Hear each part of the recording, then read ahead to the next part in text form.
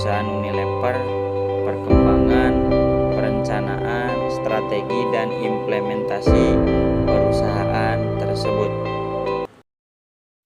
Sejarah perusahaan Unilever didirikan pada 5 Desember 1933. Unilever Indonesia telah tumbuh menjadi salah satu perusahaan terdepan untuk produk home and personal care serta food dan ice cream di Indonesia.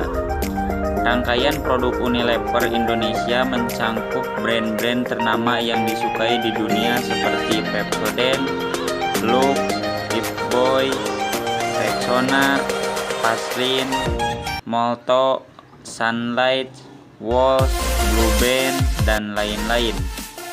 Selama ini, tujuan perusahaan Unilever tetap sama, di mana bekerja untuk menciptakan masa depan yang lebih baik setiap hari, membuat pelanggan merasa nyaman, berpenampilan baik, dan lebih menikmati kehidupan melalui brand dan jasa yang memberikan manfaat untuk mereka maupun orang lain, menginspirasi masyarakat untuk melakukan tindakan kecil setiap harinya yang bila digabungkan akan membuat perubahan besar bagi dunia, dan senantiasa mengembangkan cara baru dalam berbisnis yang memungkinkan kami untuk tumbuh sekaligus mengurangi dampak lingkungan.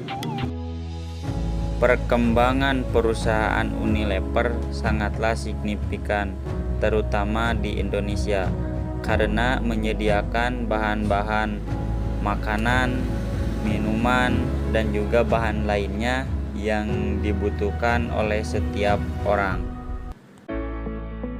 Perencanaan strategi perusahaan Unilever. Pembuatan sasaran jangka panjang mengacu kepada strategi induk yang telah ditetapkan sebelumnya. Sasaran jangka panjang Unilever adalah memiliki perilaku standar, perilaku yang tinggi pada perusahaan dalam bekerja sama dengan semua orang. Masyarakat dapat tersentuh dan produk yang diciptakan dapat berdampak di lingkungan sekitar. Yang pertama, strategi fungsional. Yang kedua, strategi manajemen keuangan. Yang ketiga, strategi manajemen sumber daya manusia. Yang keempat, strategi manajemen operasional. Dan yang kelima, strategi manajemen pemasaran. Implementasi perusahaan Unilever ada 3. Yang pertama, goodness on fit test. Strategi yang baik harus benar-benar cocok terhadap kondisi industri dan kompetisi, peluang dan ancaman pasar, dan aspek lain dari lingkungan eksternal perusahaan. Pada sisi lain, ia juga harus selaras dengan kekuatan dan kelemahan sumber daya, kompetensi dan kemampuan kompetitif perusahaan.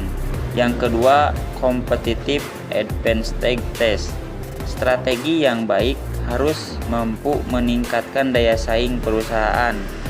Yang ketiga, performance test. Strategi yang baik harus mampu meningkatkan kinerja perusahaan.